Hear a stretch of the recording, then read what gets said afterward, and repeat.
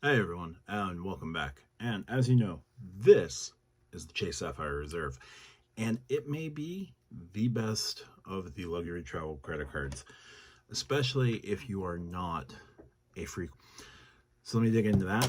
As you know, I got the card earlier this year. If you saw What's in My Wallet video, my introductory video to this channel, I got it earlier this year, and the more I use it, the more I read up on benefits, the more I learn about the benefits that I have, the more I realize that this card is an insane value.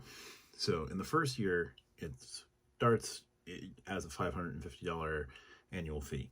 You get a $300 annual travel credit every year. Hit that, so it took the effective annual fee down to $250. The next thing that will bring your effective annual fee down even further right now, for as long as this partnership is active, you get a $200 Lyft Pink All Access credit.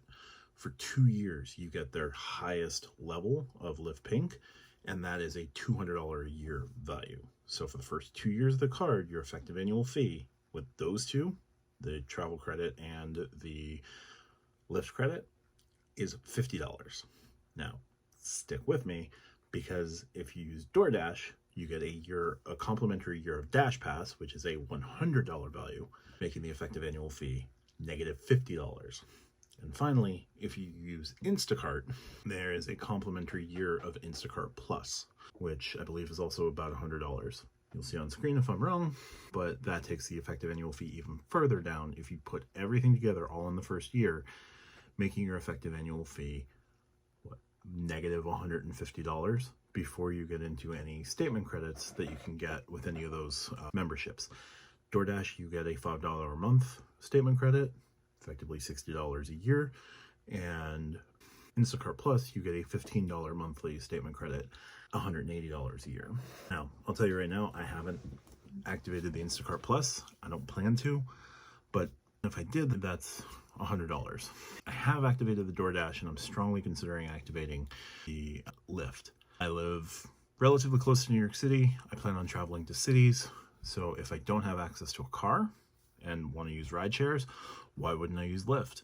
Because they added a kicker that until March of 2025, you'll get 10x points, 10x ultimate reward points on Lyft rides. So I go on vacation, I spend a week somewhere, I happen to use Lyft every day, and let's say I spend $250, $300 on Lyft. That's 3,000 points. That is until March of 2025. That's super powerful. I don't see why I wouldn't activate that. I'm actually thinking of just activating it and just seeing what sort of value I can get here in suburbia. So for the urbanite and suburbanite, someone who lives in cities and just in the suburbs, you're getting incredible value out of this card. That's before you even get to domestic or international travel, because you get access to lounges via Priority Pass. You also get a $100 credit for TSA PreCheck or Global Entry. So let's say I don't do the Instacart, right? But I do activate the Lyft, and I've activated the DoorDash, and I do the $100 TSA PreCheck.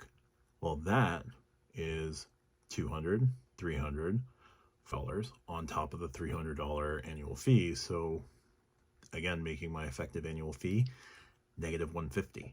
Now, again, those are complimentary programs that if you don't already use DoorDash or don't already use Instacart, there are ways to get you in the door and to maybe start using them and to pay for them in year 2.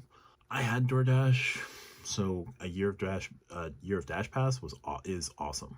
I don't use Instacart. I don't want to create spend out of nowhere just so that I can justify using it on a card. So I don't see myself using that.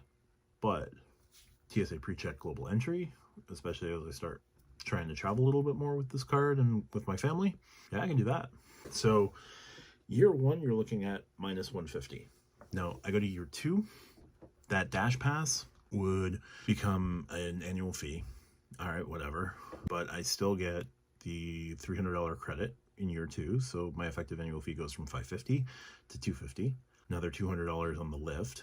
That goes from $250 down to $50. And a $50 annual fee card it's $5 more than the effective annual fee of the Sapphire Preferred if I use the Sapphire Preferred's hotel credit.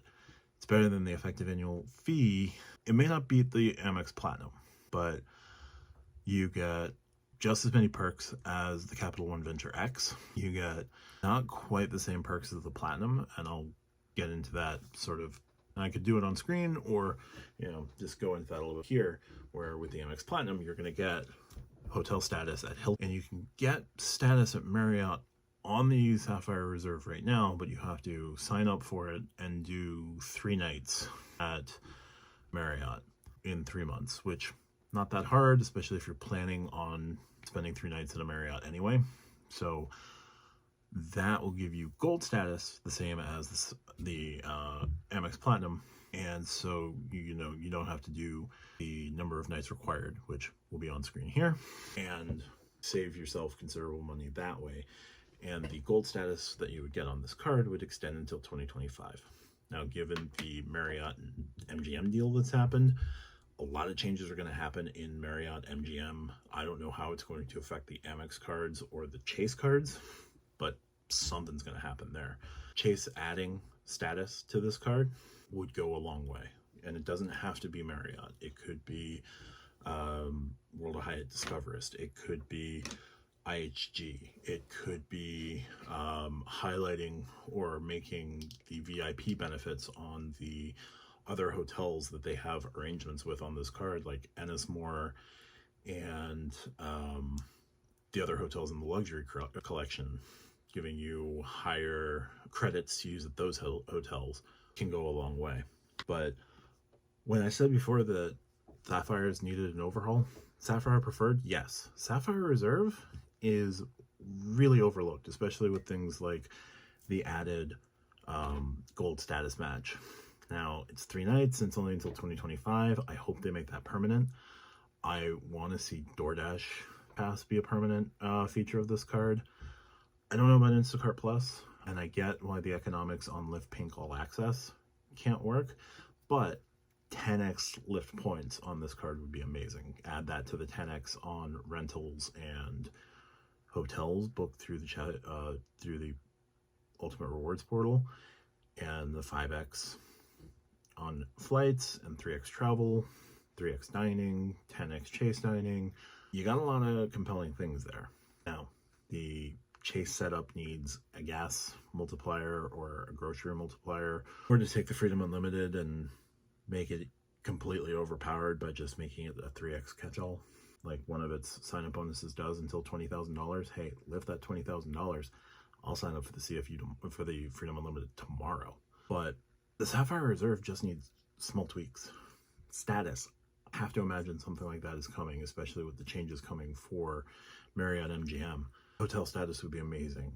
Keeping the Dash Pass would be amazing, because I will keep that Dash Pass. You can get rid of the credits, just give me the yearly membership, and I'm happy. Keeping my effective annual fee like at $150 would be amazing, and to keep a card at that point. Even at $250, it's a strong keep card, unless they do a significant overhaul of the Sapphire Preferred, because the Sapphire Preferred needs it. It needs it.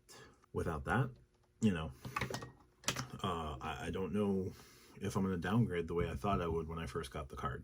I didn't see it as any sort of, it seemed like a no-lose proposition for me. I was going to keep the card, be happy, and use the card going forward. Or if I didn't like the card, I could downgrade to a Freedom or a Sapphire or a Sapphire Preferred, and just go from there. And then maybe reapply at 49 months if the bonus got better. But we'll see. But the more I use it, the more I am experiencing the benefits of this card, the more it's a keeper card, the more value I didn't realize I had. And a lot of people may not realize they have with it. Now, is status at Marriott, is Gold Elite status at Marriott the be all end all of this card? No. Is Lyft Pink All Access the be all end all of this card? No, but for 2 years free, that's awesome. And on the 3rd year, you get 50% off the membership. So instead of $200, you're going to pay $100. And then on the 4th year, that expires. So by the time that you'd be looking to downgrade this card to a freedom to get another Sapphire bonus, you'll have gotten huge value out of it. I think the partnerships are there. I want to see small tweaks, just need little tweaks. And this card is probably the most underrated of the elite travel credit cards. Putting it up against the Amex Platinum. Amex Platinum is going to beat it on lounges all day. It's going to beat it on rewards for hotels and airlines all day. But this is the dining card. This is the general travel card. This is the kind of everything else card. The credits are far easier to use. The memberships I hope continue, like Dash Pass at the very least, maybe Instacart Plus. That I don't care about too much. But give that thing the lift multiplier.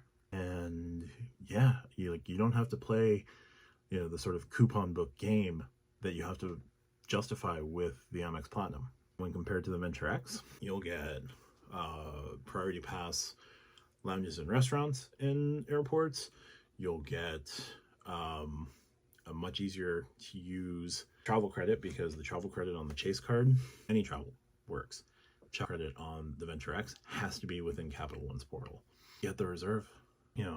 Until Citi comes out with the Strata cards, which to me right now are vaporware, I don't see why anyone who's in a city setting and doesn't prioritize air travel, why they're not getting this card. I think it's better overall than the Venture X. I think it's a better card for most people than the Amex Platinum. If you want to tell me why I'm wrong, feel free to light me up in the comments. If you like what I do, like, share, subscribe, and I'll talk to you guys soon. And yeah, I don't know if I'm as wrong as I think I am. Let me know.